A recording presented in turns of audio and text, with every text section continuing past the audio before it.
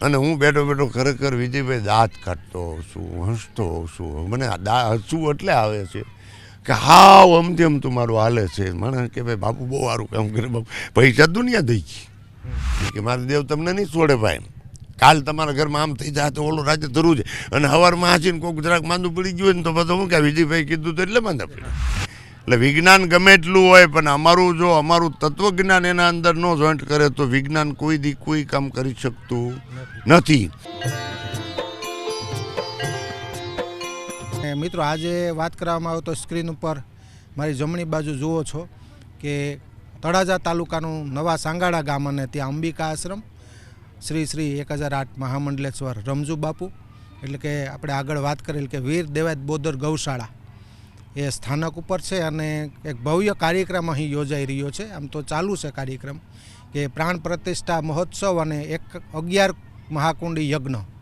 તો સંપૂર્ણ મિત્રો કાર્યક્રમની વાત કરવી છે. આવા કાર્યક્રમો સમાજ માટે કેટલા ઉપયોગી, દેશ હિત માટે અને ધર્મની રક્ષા માટે, સનાતન ધર્મના રક્ષણ માટે આવા કેટલા કાર્યક્રમો તમામ વાત કરવી છે. આની ઉપયોગિતા શું છે તમામ વાતો કરીએ રમજુ બાપુ સાથે. બાપુ બેઝિક ભાવે આ કાર્યક્રમો અમે તો એક નામ આપી દીધું છે બેઝિક, પણ સમાજ માટે, આ લોકો માટે આજના યુગમાં 21મી સદીમાં વિજ્ઞાનનો યુગ છે પણ કેટલા જરૂરી?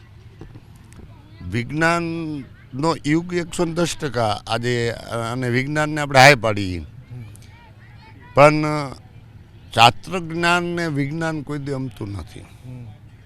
કોઈ વિજ્ઞાન એ એના યંત્રોથી નક્કી કરી લે કે આ બનશે, આ દરિયોમાં એટલા મોજા ઉપરથી નક્કી કરે કે આ હવામાન થશે, આનું આ થશે, આનું આ થશે. પણ જ્ઞાન એક એવી વસ્તુ છે કે ધાર્મિકતાના આવા પ્રસંગો હાલતા હોય. દાખલા તરીકે મારું ગામ નવા ચાંગાણા, આજે આ ગામમાં 78 વર્ષ પહેલાં રામજી મંદિર એક માધીએ બનાવી દીધેલું. એ મંદિર ધોળિયું હતું. 2022માં 24માં મનો ને જૂના અમે અયોધ્યા રામ મંદિરની પ્રતિષ્ઠામાં ગયા ને આવીને આ મંદિર દર્શન કરવા ગયું. એટલે મને એક ઈચ્છા થઈ કે જો અયોધ્યામાં મંદિર બનતું હોય તો મારા ગામમાં ધોળિયું મંદિર છે, આ મંદિર શું કામ સારું શિખર ન બને, આ બનવું જોઈએ. અને બનાવ્યું. આ વિજ્ઞાન અને જ્ઞાન આ બેનો સમન્વય થાય ને.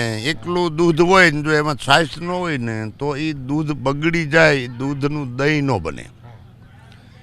પણ એના અંદર જો છાશ નાખો તો જ એનું દહીં બને. એટલે વિજ્ઞાન ગમે એટલું હોય પણ અમારું તત્વજ્ઞાન એના અંદર ન જોઈન્ટ કરે તો વિજ્ઞાન કોઈ કામ કરી શકતું નથી. અને અમારું જે જ્ઞાન છે એમાં અમુક વસ્તુમાં અમારે વિજ્ઞાનની જરૂર પડે. એટલે વિજ્ઞાન છે ને એ અમારું મેળવણ છે અને જ્ઞાન છે એ અમારું દૂધ છે. તમે બોલો છો લાખો લોકો સુધી પહોંચશે. હા, આ વિજ્ઞાનની કૃપા. હા, આ વિજ્ઞાનની કૃપા એ વિજ્ઞાન છે. અને હું જે બોલું છું વિજ્ઞાન છે. પણ જ્ઞાનથી દૂધ છે અને વિજ્ઞાન છે એ મેળવણની છાશ છે. આ બે વસ્તુ ભેગી થાય એટલે દહીં બને. દહીંનું મંથન કરો એટલે એના અંદરથી ઘી નીકળે. અને ઘી નીકળે એને માખણ નીકળે. માખણમાંથી ઘી બની જાય એટલે એ નારાયણ સ્વરૂપ થઈ જાય. એ નારાયણ સ્વરૂપ થઈ જાય ને એનું કારણ જ્ઞાન ને વિજ્ઞાન. એટલે અત્યારના યુગમાં વિજયભાઈ જ્ઞાન ને વિજ્ઞાન બે વસ્તુને જે ભેગા લઈ મહાપુરુષો છે એ મહાન છે. પણ જ્ઞાનની આગળ જો વિજ્ઞાનને લઈ જતો હોય તો એ અસફળ થાય છે. અને વિજ્ઞાનની આગળ કોઈ જ્ઞાન લઈ જતો હોય, દાખલા તરીકે હું બોલું છું એ હજારો કરોડો માણસ સુધી પહોંચશે એ વિજ્ઞાન છે. એ 100%. વિજ્ઞાન ન હોય તો આ 5 જણા જ સાંભળી શકે. એટલે વિજ્ઞાન કોઈ સામાન્ય વસ્તુ છે એમ હું કહેવા નથી માંગતો, પણ વિજ્ઞાનની આરે જ્ઞાન હોવું જરૂરી છે. અને એ જ્ઞાન છે ને એ ગુરુ જ્ઞાન હોવું જોઈએ. ગુરુ જ્ઞાન, બાકી આ પોપટી જ્ઞાન નહીં, ગોપણિયું નહીં. નહીંતર શું થાય ખબર છે? અમે આમ કર્યું છે ને આમ થયું, મેં આ કહી દીધું ને આવું બની ગયું. તને કોણે કીધું? તે એમ કહી દીધું કે આ બનશે, એ તને કહેનાર કોણ છે? જો મંથન કરો તો તમારી અંદર બુદ્ધિ કામ કરે છે, અને બુદ્ધિ કામ કરતાં તમે સાયન્સમાં જાઓ તો એ વિજ્ઞાને કીધું છે, અને તમે ધર્મની અંદર જાઓ તો તમારા અંદર બેઠેલા ઈશ્વરે કીધું છે. તો સાયન્સમાં જાઓ તો વિજ્ઞાને કીધું છે, વિજ્ઞાન કહી જ શકે છે આ બનશે, એમાં કોઈ શંકાને તાણ નથી.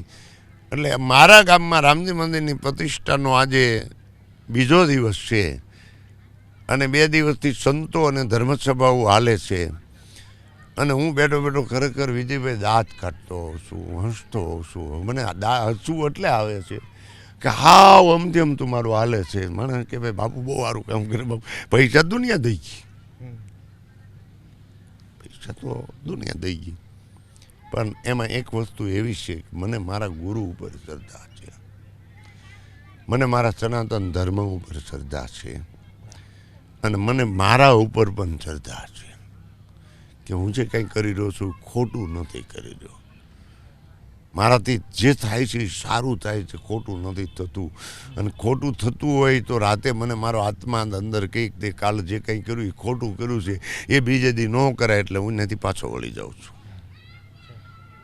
એક બીજું હું એમ કહું કે આ બધું જ કરનાર આ બધાય છે, આપણે તો માધ્યમ છે, બાકી આ બધાય છે, અને આ બધા જ આ કામ કરતા હોય છે.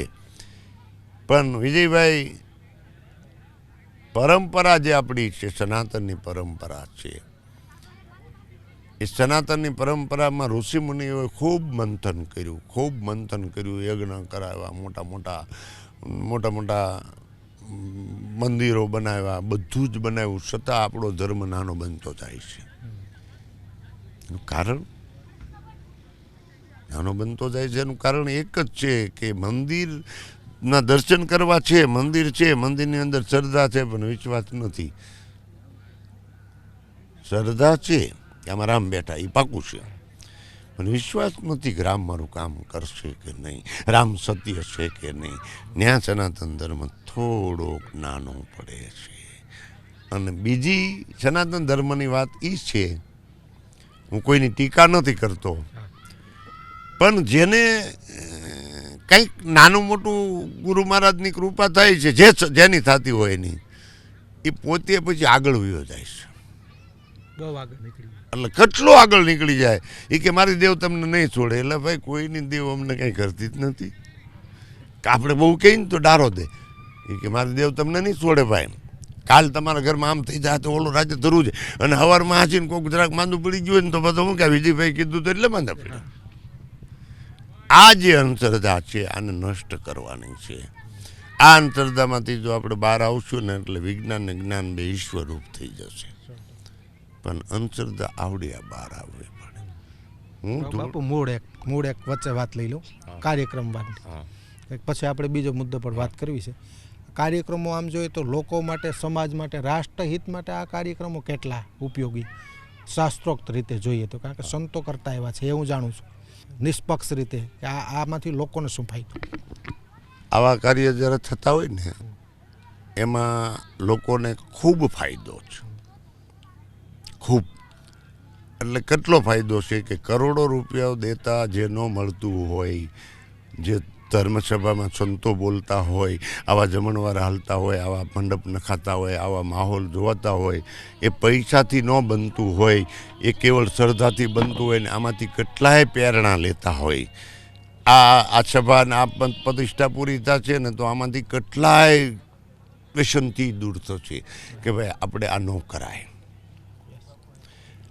ઘણા અધર્મથી દૂર થશે, ઘણા માંસ આહારથી દૂર થશે, ઘણા અંધશ્રદ્ધામાંથી પણ દૂર થશે, અને ઘણા પોતાના અહમમાંથી પણ દૂર થશે. ઘણાને હું કંઈક છું એ આવું બધું જોવે ને એટલે એમાંથી એને ઓગળી જાય કે ભાઈ આપણે ગુમડું થયું હોય ને પછી ડૉક્ટર દવા આપે, પછી એમ કે ગુમડું બેસી જશે અંદર. હવે અંદર શરીરમાં બેસવાનો ગુમડાને કાંઈ માગ નથી, પણ એ ગુમડાની જે કાંઈ રસી છે એ ઉકાઈ જાય અને ગુમડું તમને મટી જાય એટલે આપણે એમ કહીએ મને ગુમડું બેસી ગયું. એમાં આ ધર્મની એક આવા પ્રસંગની શ્રદ્ધા માણસના હૃદયમાં બેસી જાય અને માણસના હૃદયમાં અહમરૂપી ગુમડું છે ને વિજયભાઈ, એ મટી જાય અને માણસની અહમરૂપી ગુમડાની વેદના જે દુઃખ આપતી હોય, મારું માન ન થયું, મારું અપમાન થયું, મને સન્માન ન આપ્યું, મને હાર ન પહેરાવ્યો, મને ચાલ ન ઓડળી, મને આવકારો ન દીધો, આ જે ગ્રંથિ છે ને એ આવી ધર્મના કાર્યો હાલતા હોય ને આવા ગમે ના, તો એ ગુમડાની આ ઔષધિ છે, એનાથી બધું દૂર થઈ જાય, મટી જાય. અને આવા કાર્યો હંમેશા હોવા જ જોઈએ ક્યાંક ના ક્યાંક, તો સનાતન ધર્મ જળવાઈ રહે છે. ઈશ્વર શું છે એ લોકોને ખબર પડશે, રામ શું છે, કૃષ્ણ શું છે, ધર્મ શું છે, એ તો જ લોકોને આ વસ્તુની ખબર પડશે. નહીંતર આ વસ્તુની ખબર નહીં પડે. જાલગણ આવા બધા પ્રસંગો નહીં થાય. એટલે આવા પ્રસંગમાં આટલી બધી પ્રેરણા મળે. જો દાખલા તરીકે બપોરે ધર્મસભા હતી, સંતો હતા 12 વાગે, એની ધર્મસભા લીધી, રાતે ભજન છે. એટલે જેને ધર્મસભાનો આનંદ હતો એને ધર્મસભાનો આનંદ કર્યો. ધર્મસભા પૂરી થઈ એટલે અહીંયા હરિહર હતું. જેને હરિહરમાં જ આનંદ કરવાનો હતો એને હરિહરનો આનંદ કર્યો. અને હવે રાતે પાછા અહીં ભજન છે. એટલે જેને ભજનમાં જ આનંદ કરવાનો, એટલે 3 પ્રકારના માણસની ત્રિગુણી માયા મળી ગઈ. કોઈને ભજન જોતું હતું, કોઈને સત્સંગ જોતો હતો, અને કોઈને જમવાનું જોતું હતું.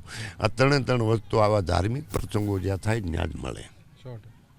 આવા જે પ્રસંગો થાય ત્યાં જ આ 3 વસ્તુ પ્રાપ્ત થતી હોય. પણ આવા પ્રસંગો હું કરું છું એમ નહીં, આ તો ઈશ્વરની મરજી હતી ને થઈ ગયા. નિમિત્ત માત્ર. અને નિમિત્ત તો કોઈનું કોઈ બને જ તે.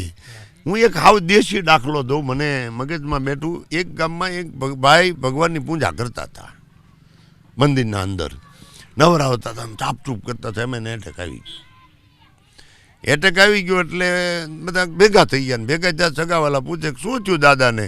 એ કે ભગવાનને દાદા હતા ને ભગવાને લઈ લીધા. ઈશ્વર કાળ વાત મારામાં થયું, મારા મંદિરમાં તો એ 100% છે. અને પછી તો એ રાતે દાદા 8 વાગ્યામાં ગુજરી ગયા પૂજા કરતા કરતા. પછી સવારે ચમચાને લઈ ગયા. હારે ઓલો કોરો લાડવો આપે, ખબર, લોટનો. ચમચાનો બરોબર છે ઉપર ઉભરાય, દાદા બેઠા ત્યાં. બેઠા થઈને કીધું મને ભૂખ લાગી છે, મેં કાલનું ખાધું નથી, મને ખાવા દો. એટલે ઓલા બધા ઘરના કે દાદા આ ચમચાન છે તમારે આવી રીતે બન્યું હતું, અમે તમને અહીંયા લઈ ગયા હતા એટલે અહીં જમવાનું ન હોય. દાદા આમ નજર કરી તો ઓલો લાડવો ભાળી ગયા. લાડવો ભાળી ગયા ને એટલે ધડ મોઢામાં નાખ્યો અને ગળે રહ્યો ને લોટ ગળે ચોંટી ગયો ને દાદા મરી ગયા. એટલે પાછું બધા પૂછ્યું શું થયું? થાય લોટ ગળે ચોંટ્યો ને મરી ગયો, ભગવાનનું નામ નીકળી ગયું. બસ આ દુનિયા છે બીજી. હા, એ કોઈ દોષ લેતો નથી. પણ એક વસ્તુ જે ભાઈ મને હરખથી આનંદ આવે છે કે આવા માહોલો સૌરાષ્ટ્રમાં, ગુજરાતમાં કે ભારતમાં થશે, આવી પ્રતિષ્ઠા થશે. આ મંદિરના અંદર ભગવાનની પ્રાણ પ્રતિષ્ઠા થયા પછી મૂર્તિ પૂરા છે. એટલે આ 1000 માણસની વસ્તીનું મારું ગામ છે, એમાંથી 250 માણસ દરરોજ એના દર્શન કરવા જશે. 250 ધન્ય બનશે. આ જ એનો મહિમા. એ 250 જણામાંથી 50 જણા એવા હશે કે કંઈક દુર્ગુણવાળા હશે. એ એનો દુર્ગુણને નાશ કરી દેશે અને એ સદગુણને પ્રાપ્ત કરશે.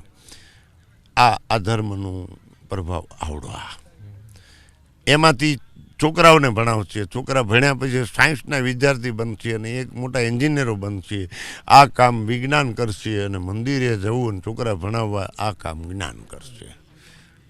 વિજ્ઞાન, જ્ઞાન અને વિજ્ઞાનનું મહિમા. હવે બાપુ આ એક વાત પૂરી, એક બીજી વાત સમજવી, ભલે 5-7 મિનિટ લાગે.